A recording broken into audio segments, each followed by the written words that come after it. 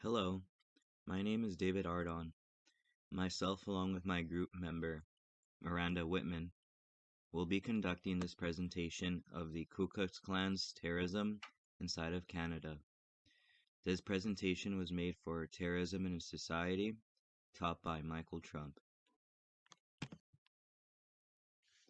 The presentation outline. First, we will be discussing the history of the Ku Klux Klan in Canada. We will then be discussing their goals and priorities, followed by terrorist attacks within Canada, their principles and beliefs, the current societal state, conclusion, and then references. History of the KKK group in Canada.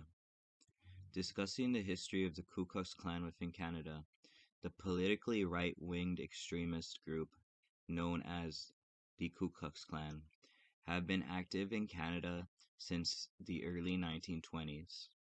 Approximately 5 million members of the Ku Klux Klan were located around the Canadian border by the United States in 1923. The origin points of the KKK's presence within Canada was spread out throughout the provinces within Ontario, British Columbia, Alberta, Quebec, and Saskatchewan.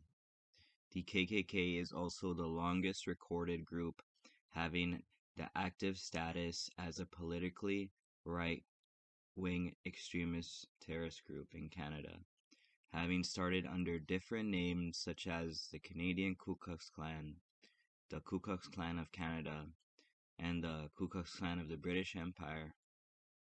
A chapter of the Klan opened in Montreal in 1921, followed by another chapter opening in Vancouver in 1924. The Klan members in British Columbia had 5 members within the Provincial Legislative Assembly that supported racially discriminatory legislation being implemented that involved the deportation of Indian, Chinese, and Japanese immigrant workers. The KKK in Alberta focused their attention on immigrants as well, and Catholics that were arriving from Europe. During the decade of the 1920s, the Klan was reported to have in between 15,000 to 40,000 members residing within Saskatchewan. In 1928, this number had added up to 70,000 members of the Klan residing in Saskatchewan. In 1928, the Klan members working as conservative politicians had been elected with the assistance of the Klan. Goals and priorities. The KKK have multiple goals and priorities that motivates their extremism, terrorism, and their actions. The KKK have discriminative, nativist, and anti-Semitic views that are expressed within Canadian society, while they have been active throughout the different provinces. The KKK support British nationalism, and they have been working toward maintaining and expanding a Canada that is dominantly British through any type of means. The KKK members residing in Canada are strongly Christian Protestant and have no tolerance for other forms of religious beliefs, which is evident by their actions of terrorism targeting those of different faiths or religions. The KKK's priority is to maintain and defend Christianity by removing, targeting, or attacking Jews, visible minorities, homosexuals, communists, and Catholics. The KKK have members from the lower middle class to the upper working class that work toward these goals. The KKK also aim toward reforming society to strongly oppose alcohol, opium, gambling, and prostitution. The KKK is anti-immigrant and supports only pro-British ideals or dominance. The conservative The conservative politicians who were also members of the Klan also supported limiting the use of the French language and were anti-French. The KKK has a monstrous history of conducting violent attacks towards visible minorities and religious minorities that do not align with Protestant values. Primarily, the terrorist attacks have targeted specific racial and religious groups that do not identify as white, British, and Protestant.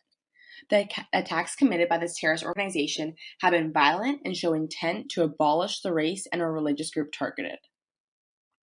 Starting in the year of 1920 in Canada, there were many hate crimes that were speculated to be committed by the KKK terrorist organization.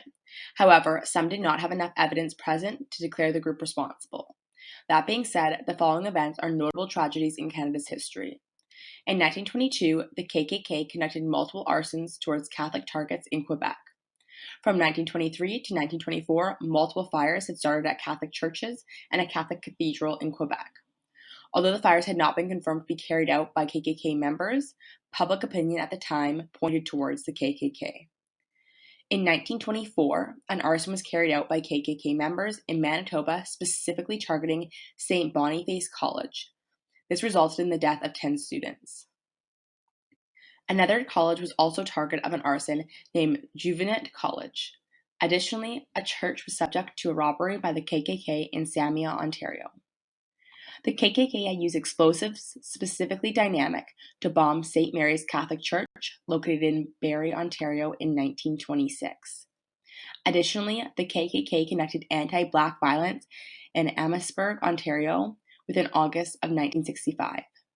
Additionally, on February 27, 1989, two former members of the KKK were sentenced to 5 years in correctional centers due to conspiring to blow up a Calgary Jewish center in Alberta.